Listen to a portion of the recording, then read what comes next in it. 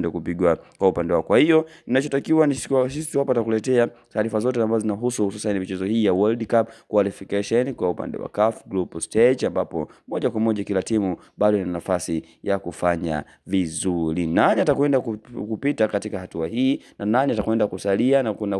kutobaki kukata tiketi, basi moja kwa moja sisi tutahakikisha kwamba haupiti taarifa zote. Kumbuka inaweza ikawa ni balaa kama lilifanya